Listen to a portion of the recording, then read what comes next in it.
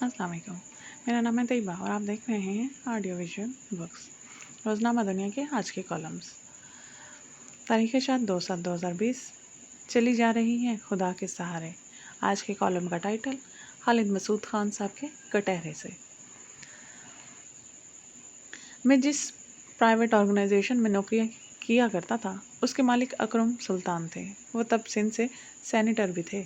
हयात हैं और उम्र के तकाज़ों के बायस अपना कारोबार बच्चों को मुंतकिल करके फ़रागत की ज़िंदगी गुजार रहे हैं। बड़े मज़े और धड़ल्ले के आदमी थे।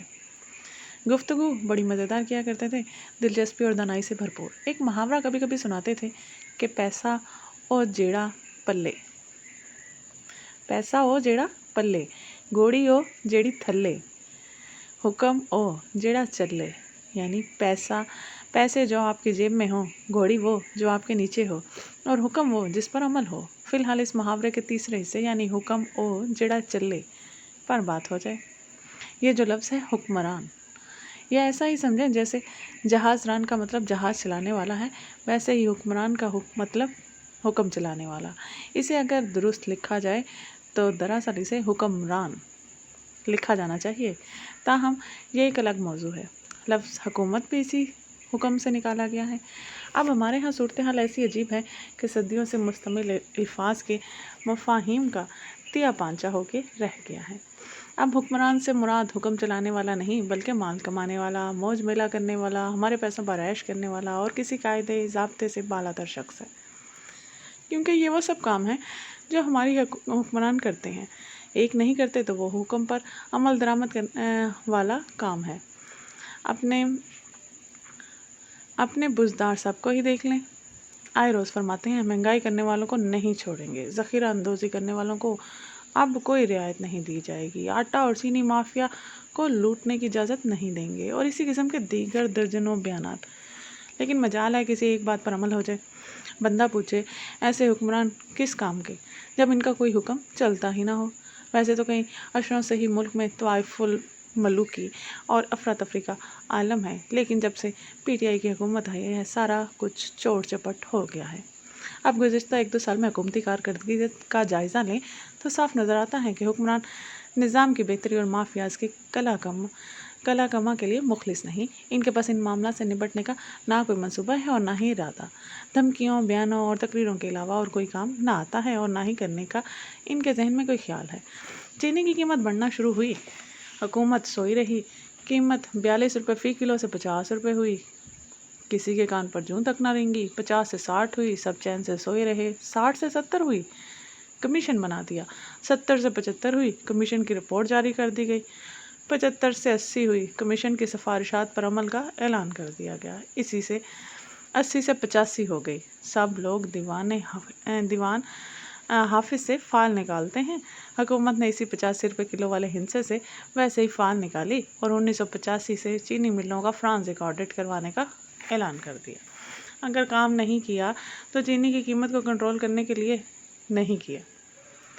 बयानात की हद तक और कमिश्नों के क़याम तक सब ठीक नज़र आता है, लेकिन आवाम को लूटने से बचाने के लिए कुछ भी नहीं किया। हुकूमत फजूल भागदौड़ और कागजी कार्रवाई में मसरूफ़ रही और चीनी माफिया ने आवाम की जेब से 48 अरब रुपये निकाल लिए। किसी सितम ज़रीफ़ ने एक शेर भेजा है, कार इनकी तफ्तन तबाह के लिए हाजिर खिदमत है। जे वेखा तेरे अमला वल्ले कुछ नहीं तेरे पल्ले, जे वेखा तेरे अमला वाले कुछ नहीं तेरे पल्ले, जे वेखा तकरीरा वाले बल्ले बल्ले बल्ले।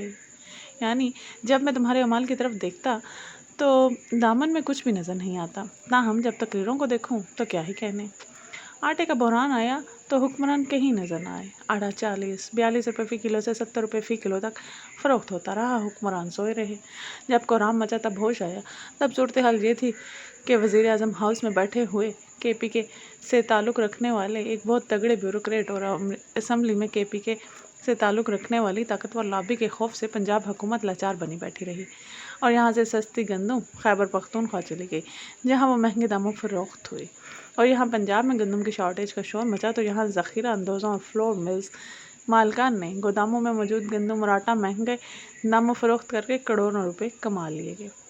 दोनों तरफ से के अवाम को लूट कर जेबें भर ली गईं। मज़ीद जेवा KPK ले जाने की आड़ में गंदम पंजाब से स्मगल होकर पहले केपी के और फिर वहां से अफगानिस्तान चली गई। स्मगलरों ने अरबों रुपए कमा लिए और हुकूमत ऐसे तमाशाई का किरदार अदा करती रही जो स्टेडियम में बैठा अपना गला फाड़ता रहता है, लेकिन उस शोर शराबे का खेल पर रत्ती बराबर कोई असर नहीं होता। कोरोना के मसले पर हुकूमत की कसम पुरसी पर सबसे ज़्यादा तरस आता है। शुरू में हैंड सैनिटाइज़र ब्लैक हुए, फिर जिसने जी चाहा वैसा सैनिटाइज़र बनाया और मार्केट में बेचकर पैसे कमाना शुरू कर दिए। ना किसी ने कीमत को कंट्रोल किया, ना किसी ने क्वालिटी चेक की। यही हाल फेस मास्क का हुआ। किसी को यकीन नहीं कि वो अपने मुंह पर जो धज्जी लपेटे हुए है वो किस हद तक कारामद है। फिर दवाइयों का सिलसिला शुरू हो गया। अमेरिका में इमरान खान के तबीयत शरीक बरादर डोनाल्ड ट्रंप ने एक गोली को कोरोना के लिए काबिल इस्तेमाल करार दिया। यहाँ पाकिस्तान में लूट पड़ गई। दवाई की कीमत 10 गुना हो गई और वो मार्केट में गायब कर दी गई। किसी सितम ज़रीफ ने एक वीडियो में सुनाम की को कोरोना का तीर बहदफ इलाज करार दिया। ये मकबूलियत में साल की तीसरी मकबूल तरीन वीडियो करार पाई। पहले नंबर पर मुख्तारा, दूसरे पर हमारे वसेब की दानिश्वर टाइप वज़ीर माहौलियात सरताज गुल और तीसरे नंबर पर सुनाम की वाली वीडियो रही। नतीजा ये रहा कि महज कब्ज़ कुशाई के लिए इस्तेमाल होने वाली ये दवा देसी जड़ी बूटी 200 रुपये फ़ी किलो से 2,500 रुपये फ़ी किलो हो गई। ऑक्सीजन गैस का सिलेंडर अव्वल तो मिलता नहीं और अगर मिलता है तो 4 गुना कीमत पर। कोरोना से सेहतयाब होने वाले मरीज़ अपना प्लाज्मा 3 लाख से 5 लाख रुपए फ़ी बैग अलावा जहाज़ की टिकट दूसरे शहर से आने की सूरत में बेच रहे हैं। इस इखलाकी दिवालियापन और लूट मार पर ना बेचने वालों को हिया आई और ना हुकूमत को होश आया। 48 रुपये वाली AZM गोली 22 रुपये की और 150 रुपये वाली मिथाइल फेनिडेट 1200 रुपये की है। बेक्लोफिन 100 रुपये के बजाय 1100 रुपये की और HCQ की गोली 363 के बजाय 1000 रुपये में बिक रही है। न्यूरोबान, हाइड्रोक्लोरोक्विन, फ्लेजल, अरिथलवमाइसिन और डेक्सामेथासोन ब्लैक में बिक रही हैं। थर्मलगिन 1200 रुपये से 2500 रुपये और खून में ऑक्सीजन की शराब फीसद मापने वाला ऑक्सीमीटर 1500 से 5000 रुपये का हो गया है। कोरोना के मरीज़ दवाओं और दरकार आलात की शॉर्टेज और ब्लैक में फ़रोख्त के बायस ख्वार और खस्ता हो रहे हैं।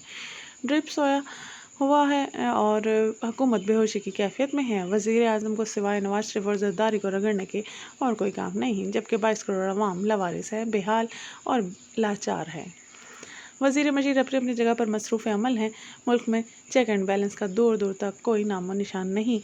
एक दोस्त ने तबसरा करते हुए कहा है कि ऐसे मौके पर एक शेर पढ़ा जाता है कि ना इंजन की खूबी ना कमाले ड्राइवर, ना इंजन की खूबी ना कमाले ड्राइवर, चली जा रही है खुदा के सहारे। दूसरा दोस्त बोला, इसे आप अभी तक चलना कहते हैं। सुनने का शुक्रिया। लाइक और सब्सक्राइब करना ना भूलें ताकि ऐसे Urdu, English columns, editorials, opinions और बहुत सी ऑडियो बुक्स आप सुन सकें। शुक्रिया।